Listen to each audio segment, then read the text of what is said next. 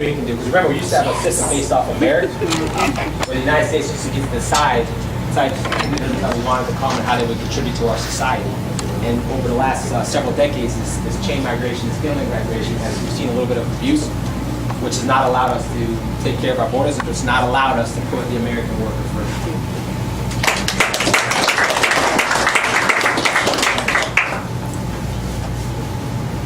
Technically, I'm opposed to chain migration because it's just too easy for family members to extend it, just come on out. I just think that the whole process needs to be stepped back and then go through the vetting system.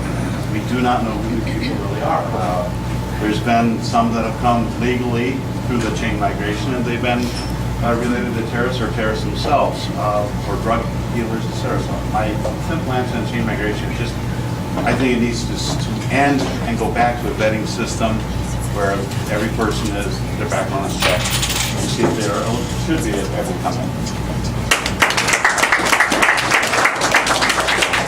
So I'm going to go all the way back to where we were before, right? The key to this is to secure the border and then a comprehensive approach to our overall immigration process. And so to have conversations of any piecemeal piece, I think, is a real struggle, because you got to have a comprehensive view after you secure the border. And so if you said, though, philosophically, what do? To me, it's you got to match up immigration with our workforce needs. And so that's one of the key components that you need to have, is you look at this way to solve the whole big picture problem, because you got to say, we have workforce needs, we got to tie our immigration policies to our workforce needs. But if you get into the nuance of each and every single one, it's a bit foolish in the sense of you got a comprehensive problem, and until you have a comprehensive solution, it's hard to pick and piece out each and every one. And the first step of that is to secure our border. 2 is a comprehensive solution. And the third part of that is you got to tie that immigration policy into workforce needs in Wisconsin.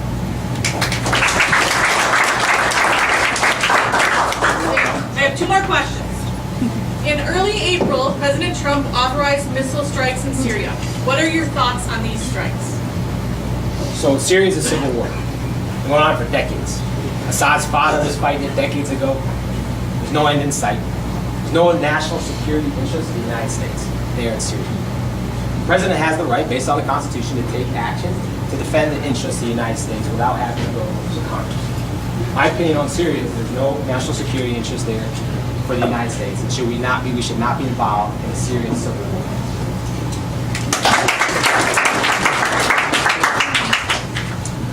This is a very tough. And the only national security issue that I see related to any strikes in Syria is the fact that Israel is right next to Syria. That being said, the Syrian people who launched the gas attacks, that is in violation of international law.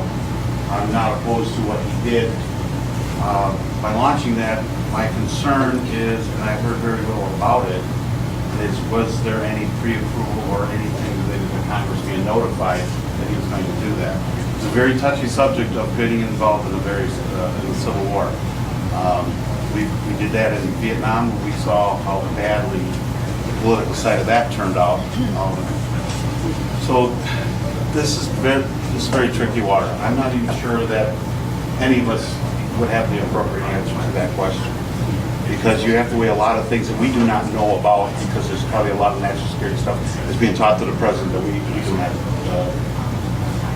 we don't have the knowledge of. Sorry. I think a key component of our United States Constitution is the separation of powers. But I trust our president had the conversations with the appropriate national security individuals that he needed to have with, made those strikes, and I support our president.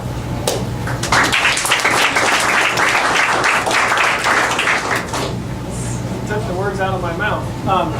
I think we struggle a lot of times in trust. So, like I said earlier, on all of our coins it says, "In God we trust," and the American people elected an individual to lead this country. Whether you agree with everything he is doing or not, I don't want to say it's immaterial, but we made a decision. Congress should support the president. That is the goal of a government, to have a leader. Is it a servant leader? Is it a corporate leader? It doesn't matter. Government is designed, and our system of government is designed to succeed. We are one of the greatest countries in the world for that reason. So the attacks on Syria, the nuances of those attacks, I'm not even going to pretend to know that I can explain to you all of the details and the reason that he made that decision. But if we choose to start drawing lines in the sand and only supporting some things and not supporting others, I think that's a hard line not to follow if you have a moral compass and values that you are going to follow the leader that you elect. That's what I think about Syria.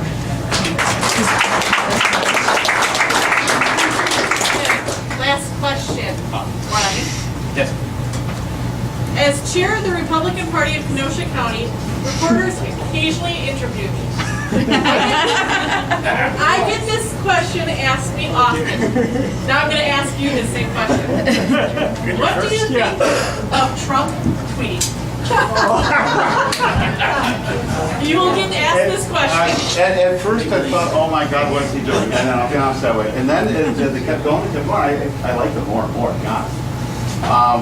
Sometimes they're a little ahead of the game as far as what this actually he's talking about by only a few hours. And some of it's I think extremely funny. I'm not opposed to it. In fact, I've asked my daughter how I set up a tweet account. Because there's been many a time I've wanted to throw out stuff that I've read in the news and put up my own 2 cents with.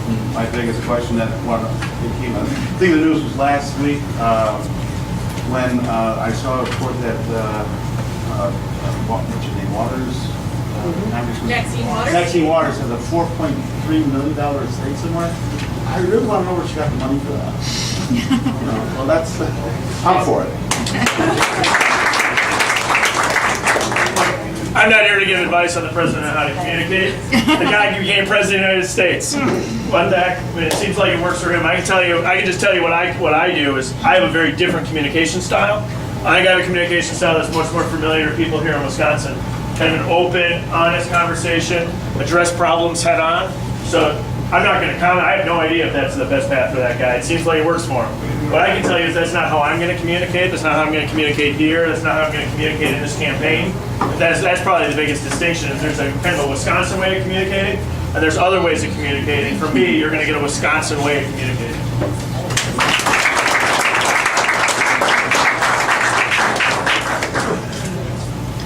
Social media has been a topic that I've grown up with through, I don't know, probably started when I was in high school. It's crazy. It allows people to step into a world outside of themselves, and they don't actually have to be involved in these conversations that they're having on a global basis.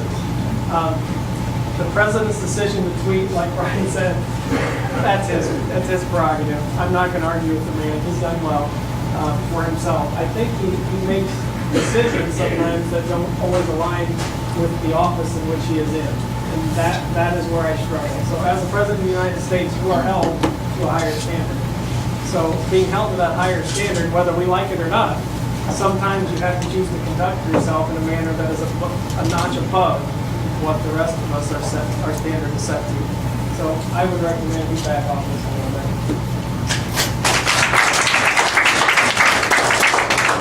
What the president proved during the 2016 election is that if you talk directly to individuals, you don't have to filter your message through the media. Well, I think we've all known it for years that our national news media is biased, and there's a slant. I know it may come as a shock, right? So what I think the president identified and tapped into is the use of social media to talk directly to individuals, to put a message out that's unable to be filtered. And when he does that, it comes off as rough, it comes off as sometimes brilliant, it comes off as sometimes you're scratching your head. But I think his overall strategic objective is clear, in that he's going to talk directly to us. He's going to go away from the traditional news source and allow us to identify what it is he's trying to do and how it is that it's going to benefit us going forward. Now, candidates want to give like one more minute to wrap it up. Brian, you're next up. I'm out of the gates, all right. So I appreciate everybody taking the time. I've been active in the conservative cause in southeastern Wisconsin for a long time. I think there's a lot of familiar faces here. I appreciate this conversation. I think there's going to be a lot more conversation in the future. And I'll just leave you with one thing is my biggest fear is when Paul Ryan hands the gavel on to the next Speaker of the House, we can't let Nancy Pelosi take it back. And I'll promise you one thing here is that nobody's going to work harder in the trust and confidence of the voters to make sure that that doesn't happen. Thank you.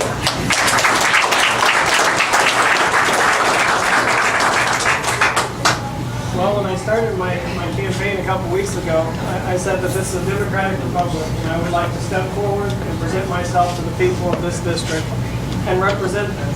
And I truly believe that as a Christian conservative and then a Republican, I intend to bring those values that I hold so dear and that I've been raised on in every decision that I make. Each of you have different backgrounds and different beliefs, but if you do not stand true to your morals and the compass in which that you've been given, you are not going to be able to make good decisions that affect other people. So I would like to take the information that you guys will instill upon us and represent you on a national basis in the federal government. Thank you.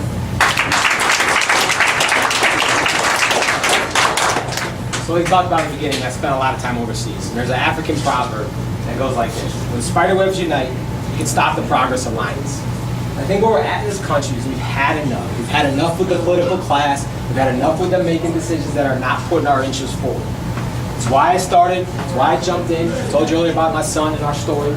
We kicked off our campaign in November. We've been running since November 2017.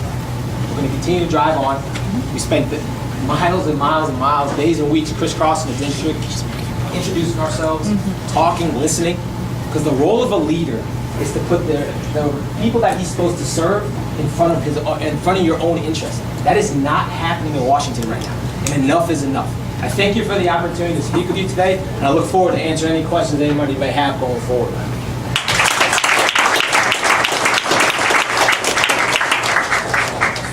Well, thank you all for coming. First, I'd say that I am not a politician. Remind everybody of the fact I am just a simple man. I'm an engineer. Not that great of an orator, at least I don't believe I am.